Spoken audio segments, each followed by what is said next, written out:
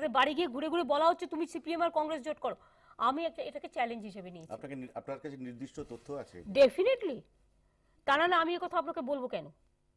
আমি তো আপনাকে নির্দিষ্ট তথ্য আমি নাম বলবো না, কারণ এটা আমি আপনাদের বলছি, আপনি গিয়ে করলেও করতে পারতেন। আপনাদের চ্যানেলে তো আপনারা দীর্ঘদিন বামপন্থীদের সাপোর্ট করেছেন, আপনি করতেই পারেন, এটা আপনার প্রেরোগেটিভ। আমি সেজন্য আপনাকে কিন্তু একটু ভুল বুঝবো না, কারণ যেটা আপনি করতেই পারেন, এটা আপনার অধিকার। কিন্তু সেটা করতে গেলে আপনি রাজনীতি করুন না, কেউ তো বারণ করেনি। কিন্তু আপনার এই অধিকার নেই আপনি বলবেন আমি নিরপেক্ষ, আর তারপরে আপনি সিপিএম এর সীতা, কংগ্রেসের গীতা, বিজেপির রীতা, তারপরে আরো কোন কোন আতা পাতা তাদের বাড়ি গিয়ে বলবেন। সীতা বলতে আপনি সীতারাম ইয়েচুরির কথা বলছেন? আরে আমি নয়, এই নামগুলো তো আর আমি আর কি বলবো, সীতা, গীতা, আতা পাতা রীতা বললাম, আপনি বের করে নিন। আমি কতগুলো কোড ইউজ করলাম, কারণ যেহেতু কিছু কিছু নাম বাইরে বলতে পারি না। তো তারা গিয়ে তো এটাও প্রচার করে এসছেন যে তৃণমূল কংগ্রেসকে হারাতে হবে। কেন? আমি নাকি আতেল নই তাই। আতেল মানেটা কি? আতেল শব্দের অর্থ, আতেল মানে বয়স্ক ভদ্র গুণীজন সুধীজন, আমি তাদের সম্মান করি। এটা নাকি তারা কেউ কেউ তথাকথিত আতেল বলে, যারা একটু ভালো ইংরেজি বলতে পারে, তাদেরই নাকি এই পৃথিবীতে বাস করবার অধিকার আছে। আর যারা সোনার চামচ নিয়ে জন্মগ্রহণ করেনি, আর যারা একটু ওয়েস্টার্ন কালচারে মানুষ হয়নি, মানে স্প্যানিশ ইংলিশ বলতে পারে না, তারা নাকি সমাজে একেবারে নিকৃষ্ট। কি করব বলুন, আমাদের অপরাধ এটাই, আমাদের জন্মটা হয়েছে একেবারে গরিব মাটির ঘরে। আমি এটাকে আবার খুব ভালোবাসি, ওটা আমার সম্পদ। আমি আমার বাবা মার কাছে কৃতজ্ঞ যে তারা আমাকে একটা মাটির ছোট্ট ঘরে জন্ম দিয়েছে, এবং সেই মাটিটা আমার জীবনের ভালোবাসার সবচেয়ে বড় স্বপ্ন। এবং সেটার জন্য বিশেষ করে আমার জীবনে তার অন্য কোনো কাজ নেই, আমার লাইফটা স্ট্রাগল করতে করতে শেষ হয়ে গেছে।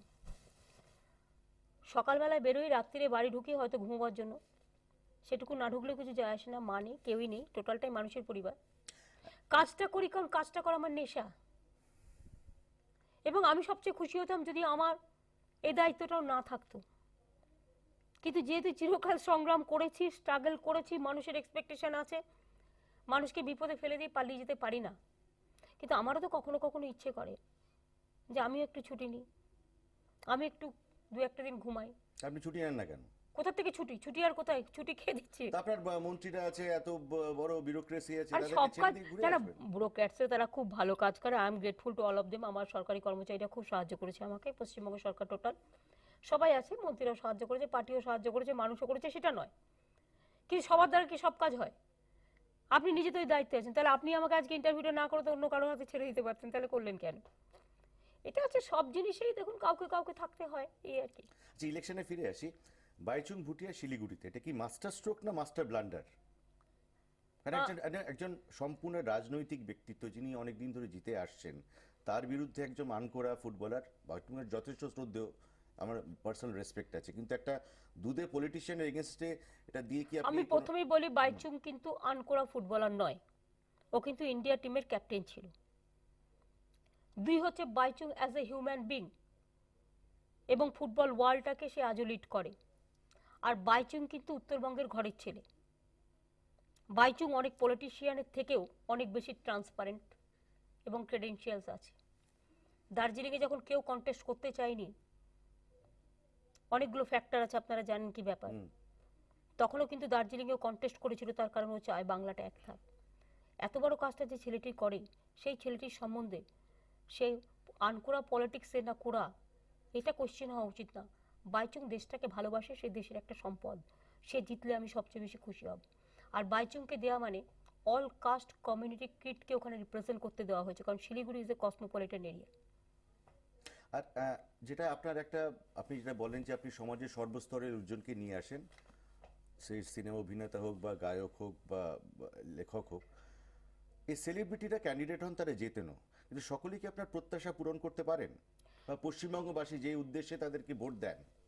দেখুন, সব কাজ যে সবার দ্বারা হবে তা কিন্তু বলা ঠিক নয়, কিন্তু তবুও সবাইকে সমাজে আপনাকে সব কিছু ভাগ করে দিতে হবে। একটা গাছের ফল শুধু একজন লোকই খাবে আর কেউ খাবে না, তা তো হয় না। ফলটা সবাইকে ভাগ করে খেতে হয়, যেটা আমরা বলি একটা পরিবারে 10টা ছেলে মেয়ে থাকে, মানে কাকা কাকিমা জ্যাঠা জেঠিমা যৌথ পরিবারে থাকে, বা একটা ছোট পরিবার হলো স্বামী স্ত্রী তার দুটো ছেলে মেয়ে থাকতেই পারে, বা তার ভাই বোন, কাজের লোক। আপনি নিজে খাবেন তাকে খেতে দেবেন না, এটা কি হয়? সবাইকে নিয়ে আমাদের চলতে হয়। তার মধ্যে বুঝিয়ে সুঝিয়ে এর মধ্যে অনেকে আছে যারা খুব ভালো কাজ করে, ইভেন একজন দুজন করতে পারে না বলে কখনো কখনো আমরা ধরুন চেঞ্জ মিঠুন করি। চক্রবর্তী, তাকে আপনি তো সসম্মানে নিয়ে এসেছিলেন, তিনি কিন্তু সংসদেও যান না, পার্টির প্রোগ্রামেও থাকেন না, আপনার মনে হয় না সেই সিটটা নষ্ট হলো না, দিনের শেষে? মিঠুনদা রাজ্যসভায় আছেন, মিঠুনদা একটু অসুস্থও আছেন। মিঠুনদা কিন্তু খুব ভালো মানুষ, এবং মিঠুনদার সবচেয়ে বড় না, গুণ হচ্ছে, ব্যক্তিগত স্তরে না না আমি মিঠুন জানি, চক্রবর্তী কিন্তু নিয়ে কিছু মিঠুনদার বলছেন। সবচেয়ে বড় গুণ হচ্ছে মিঠুনদাকে অনেক ডিস্টার্বও করা হয়েছে। আমি ডিটেলসে আপনাদের আলোচনা করছি না, যেমন অনেক ইন্ডাস্ট্রিয়ালিস্টও ডিস্টার্ব হয়েছে, অনেক সময় অনেক ফিল্ম স্টারও হয়েছে।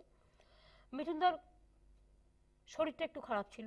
মিঠুনদার একটাই বড় গুণ, মিঠুনদা কিন্তু বাংলাকে নিয়ে গর্ববোধ করে, এবং মিঠুনদা কিন্তু আমাদের গর্ব। কাজে মিঠুনদাকে নিয়ে এসে আমরা ঠিক কাজ করেছি বলে আমি মনে করি। অন্যান্য যারা সেলিব্রিটি এসেছেন, মনে করেন কি তারা সংসদে গিয়ে তাদের ভূমিকা পালন করছেন? কেন করবে না? দেখুন, সন্ধ্যাদি সারাক্ষণ বসে থাকে পার্লামেন্টে, মুনমুন সারাক্ষণ টাইম দেয় পার্টির জন্য। আপনাদের আমি বলছি, দেবকে আপনি যখনই ডাকবেন ও যায়। যেমন শতাব্দীতে সারাক্ষণ পার্লামেন্ট করে, তাপসও কিন্তু করে পার্লামেন্টে, আমি দেখেছি। চিরঞ্জিত কিন্তু অ্যাসেম্বলি রোজ করে, দেবশ্রী কিন্তু অ্যাসেম্বলি রোজ করে, আমি দেখেছি। এরা কিন্তু কাজটা খুব ভালো করে। আমি কিন্তু এদের কাছ থেকে কখনো দেখিনি যে এরা কাজটা করেনি। এটা বলতে পারেন যে একটা পলিটিক্যাল লোক, গ্রাসরুটের লোক হলে সে যতটা ভালো কাজ বোঝে, হয়তো এরা অনেকে একটু বুঝতে টাইম লাগে, সেক্ষেত্রে আমাদের অল্টারনেটিভ ওয়ে আউটও রাখতে হবে। আমি যেমন দুর্গাপুরে এবারে প্রদীপ মজুমদার বলে আমার খুব পরিচিত, আমার সাথে কাজ করে, আমি দিলাম এই কারণে, প্রদীপদা আমার এগ্রিকালচারাল ব্যাপারে ভীষণ হেল্প করে। আর তিনি নিজে দীর্ঘদিন দেরাদুনে সম্ভবত ইউনিভার্সিটিতে ছিলেন, আমি ওখান থেকে রিজাইন করে নিয়ে এসেছি, কারণ এগ্রিকালচারটা উনি ভালো বোঝেন এত, যে আমার তো দু একজন ভালো লোক দরকার যাদের আমি মিনিস্ট্রিতেও কাজ করাতে পারবো। আমাকে দু একটা লোকের জন্য বেছেও দিতে হয় যাদের আমি কাজে লাগাতে পারবো। যেমন ইন্দ্রনীলকে আমরা দিয়েছি, ইন্দ্রনীল সঙ্গীত জগৎ থেকে, ইন্দ্রনীল তো একটা গুড নেম, এবং ওকে দিয়ে আমি আইএনসি এর অনেক কাজ করাই। এরা থাকলে আমার সুবিধে হবে, এরকম তো কিছু লোককে আমার নিয়ে আসতেও হয়। দিদি, আপনি অনেক সিনসিয়ারিটি দিয়ে কাজ করেন, যেটা বলছেন দিবারাত্র খাটছেন, জাস্ট বাড়িতে ঘুমোতে যাচ্ছেন। কিন্তু যখন কোনো লোক আউটসাইডার এসে বলে যে ভাগ মমতা ভাগ, এবং একটা চিট ফান্ড স্ক্যামের কালির ছিটে আপনার গায়ে ছেটানো হয়, তখন কি আপনার অভিমান হয়, দুঃখ হয়, না প্রচন্ড ক্রোধ হয়? অভিমান তো হয়, আমরা হিউম্যান বিং, আমি মানবিক মানুষ, এটা হওয়াটা খুব স্বাভাবিক। আমার খুব রাগও হয়, এবং এতে আমি চূড়ান্ত অসম্মানিত হয়েছি, চূড়ান্ত অপমানিত হয়েছি, চূড়ান্ত লাঞ্ছিত হয়েছি। আমি জীবনে কোনোদিন যদি সুযোগ পাই, এর বদলা আমি নেবই, অন্য কিছু না। ঘটনাটা যে মিথ্যে, এই ঘটনা কিন্তু প্রমাণ হবে। আমি ঈশ্বরে বিশ্বাসী, আমি ঈশ্বর ও আল্লাহ তেরে নাম সবকো সুমতি দে ভগবান, এটা আমি বিশ্বাস করি। আমি রোজ পুজো করে বাড়ির থেকে বেরোই, মায়ের ফটো দেখে প্রণাম করে। আমি এটা বিশ্বাস করি, যারা এই অন্যায় করেছে এর শাস্তি তারা পাবে, এটা ঠিক হয়নি। যারা অ্যাকচুয়াল অন্যায় করেছে তাদের বিরুদ্ধে কিচ্ছু করা হয়নি, শুধু পলিটিক্যালি আমায় লড়তে পারবে না বলে আমার পার্টিকে কলঙ্ক লেপন করা হয়েছে, এটা আমি কিছুতে আই ক্যানট টলারেট। আমার লাস্ট জীবনের শেষ বিন্দু পর্যন্ত আমি এর বিচার চাই। অ্যাকচুয়ালি যারা করেছে, এটা বলতে আপনি কাদের বোঝাচ্ছেন? সিপিএম করেছে, সিপিএম এর আমলে তো হয়েছে, 1984 সাল থেকে এটা হয়েছে। কেন তার কোনো বিচার হলো না? কারা করেছে? কোথায় সিপিএম এর নেতারা, যারা সারদা থেকে শুরু করে, রূপসী বাংলা থেকে, রোজ ভ্যালি থেকে শুরু করে, সঞ্চয়িতা থেকে শুরু করে, ফেভারিট থেকে শুরু করে, আইকোর থেকে শুরু করে, দেয়ার আর সো মেনি, আমি নাম বলে রেখে করতে পারি, এমপিএস গ্রুপ থেকে শুরু করে, তাদের লালন পালন সব কিছু করেছে, তারা আজকে সাধু হয়ে গেল। তুমি মহারাজ সাধু হলে আজ আমি আজ চোর বটে। I can't tolerate this. আমি আমার লাস্ট জীবনের শেষ বিন্দু পর্যন্ত শেষ দেখে যাব। কিন্তু সব তৃণমূল লিডারদের তো ধরপাকড় করা হচ্ছে, সিবিআই ডেকে পাঠাচ্ছে। পাঠিয়েছে, কিন্তু আজ পর্যন্ত কিছু প্রমাণ করতে পেরেছে? প্রমাণটা কি হলো? আমার হাতে ক্ষমতা আছে, আমি যে কোনো কাউকে অ্যারেস্ট করতে পারি, ইজ ইট মাই জব? আপনার হাতে ক্ষমতা আছে, আপনি যা ইচ্ছে তাই টিভিতে বলে দিতে পারেন, ইজ ইট ইউর জব? আপনি তো খবরের দোকান, আপনি তো খাবারের দোকান নয়, আর আপনি ভেজাল খবরের দোকান নিশ্চয়ই হতে চান না। খবরের দোকানও যেমন আছে, ভেজাল খবরের দোকানও তো আছে।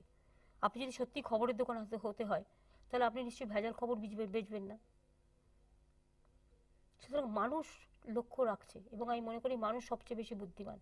আমরা খুব কষ্ট করে করি, আমার তৃণমূল কংগ্রেস খুব গরিব পার্টি, সারা ভারতবর্ষে যতগুলো পলিটিক্যাল পার্টি আছে আমরা খুব কষ্ট করে পার্টি চালাই।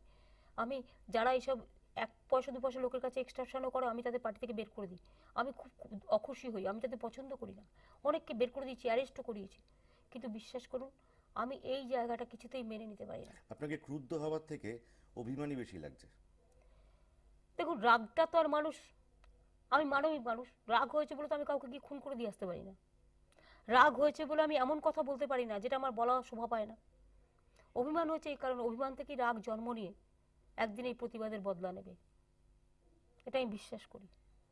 এবং এই বদলা যেটা হচ্ছে, বিচার ডেফিনেটলি হবে, এই পৃথিবীতেই হবে, সত্যতার সাথে হবে, তথ্য প্রমাণ করে দেবে। আমি সেই দিন খুব খুশি হব। এটা আমাকে খুব বেদনা দিয়েছে। আপনারা কি সব তথ্য জোগাড় করছেন? এখন আমার কাছে সব আছে। কোর্টের লড়াই তো আপনাকে লড়তে হবে। কোর্টের লড়াই আমি কেন লড়বো? আমি তো ভোটের লড়াই লড়বো। কোর্ট দেখিয়ে যারা এসব রোজ করে বেড়াচ্ছে, আর যারা সবচেয়ে বড় চোর, যারা আজকে এই সমস্ত করে বেড়াচ্ছে বা মিথ্যে কথা বলে বেড়াচ্ছে, আপনারা কি ভাবেন তারা রেহাই পেয়ে যাবে ভগবানের দরজা থেকে? এত সস্তা? বাস্তব কিন্তু এটাই, বাস্তব সত্য তথ্যের কথা বলবে। বাস্তব সত্য এটাই, এই পৃথিবীতেই কিন্তু অন্যায়ের বিরুদ্ধে, মনে রাখবেন, বিচার হবে। এই বিচারের আশায় আমি বসে আছি, বিচার আমি করেই ছাড়ব। আপনি তার জন্য কি মদন মিত্রকে নমিনেশন দিলেন জেলে থাকা সত্ত্বেও? শুনুন, মদন মিত্র একটা মদন মিত্র তো গভর্নমেন্ট এসছে 2011-য়, সারদা তো তৈরি হয়েছে 2000 সালে, বিষ্ণুপুরের ওই দিক থেকে, আমতলা থেকে। কারা ছিল আপনারা জানেন না? এমপি এমএলএ কোন পার্টিতে এসছে, কি করে এসছে? সিপিএম পার্টিটা ধোয়া তুলসী পাতা, তাদের আমলেই তো সব হয়েছে, সমস্ত কিছু হয়েছে। ইভেন কংগ্রেসের নেতারা যদি বলেন তারা কিছু জানে না, সেটাও কি ধোয়া তুলসী পাতা? গভর্নমেন্ট তো তাদেরই ছিল, তারা কিছু করেনি কেন? 2004-এ বিজেপিরও তো গভর্নমেন্ট ছিল, কেন করেনি? নিয়মটা তো রিজার্ভ ব্যাংক সেভির ছিল, দেখবার, তারা দেখেনি কেন? স্টেট আমরাই তো অ্যারেস্ট করেছিলাম 2012-তে ক্ষমতায় আসার পরে। বাতালিক থেকে অ্যারেস্ট করে নিয়ে এসেছি আমরা, কেস করেছি আমরা, অ্যাকশন নিয়েছি আমরা। 5 লক্ষ লোকের ইন্ডিভিজুয়াল টাকা ফেরত দিয়েছে আমাদের সরকার, যদিও আমাদের দায়িত্ব ছিল না। অ্যাকশনটা নিলাম আমরা, বদনাম করলো আমাদের।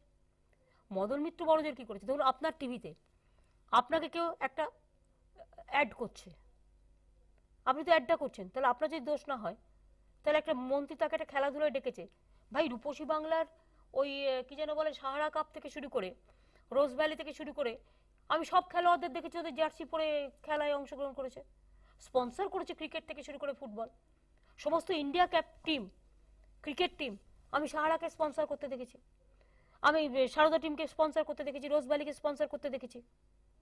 তো লোকে জানবে কি করে? যতক্ষণ লোক না জানছে যে সে চোর, যতক্ষণ পর্যন্ত গভর্নমেন্ট তাকে না জানাচ্ছে সে চিটার, সে জানবে কি করে? আমরা কেউ ভগবান তো নই। সে একটা টিভি চ্যানেল করে বসে আছে, টিভি চ্যানেলের একটা মালিক আপনার সাথে কথা বলতে আসতে পারে। আপনি একটা টিভি চ্যানেল থেকে আমাকে আজকে ইন্টারভিউ করতে ডেকেছেন, আমি এসেছি because I know you are a media personality, you call me because on behalf of the media. আমি আপনার সাথে দেখা করতে এসেছি, আমি তো জানি না আপনার চ্যানেল কার থেকে টাকা নিয়ে করে।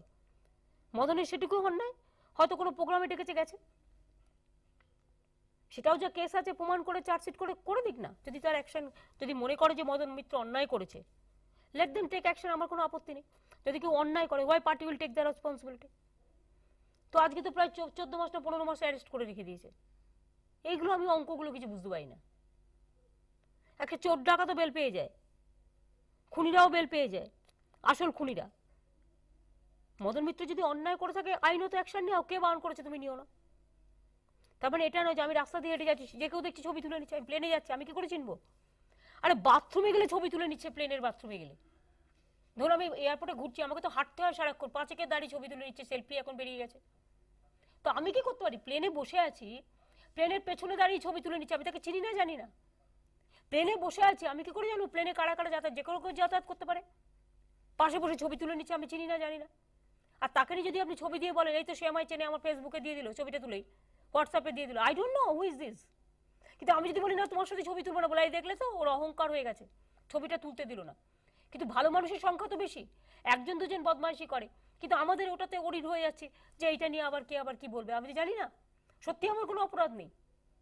এখন আমি ধরুন পুজো প্যান্ডেলে যাই, ধরুন আমাকে 500 ক্লাব পুজোতে ডাকে, আমি যখন পুজো প্যান্ডেলে গেলাম, সেই ক্লাব কাকে কাকে ডেকে রাখলো সেটা আমি জানি না, আমাকে উদ্বোধন করতে ডেকেছে। আমি যখন গিয়ে পৌঁছালাম দেখলাম 20 জন দাঁড়িয়ে আছে, 20 জনের মধ্যে কাকে কাকে ডেকে রেখেছে আমার পক্ষে আইডেন্টিফাই করা সম্ভব না। আর আমি যদি আইডেন্টিফাই করে জেনে করি, তাহলে আমার কোয়ারি করতে 1 মাস লাগবে, তা করতে করতে পুজো শেষ হয়ে যাবে, একটাও প্যান্ডেলে আমার যাওয়া হবে না, মা দুর্গার মুখও দেখা হবে না, সোশ্যাল রিলেশনও রাখা হবে না। তো আমি কি করতে পারি? আমি একটা কথা আছে, নোয়িংলি, আমি জেনে শুনে যদি অন্যায় করি আমার অপরাধ।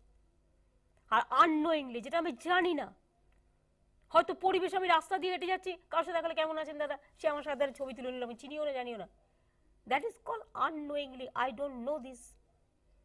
আমি কোথাও শর্ট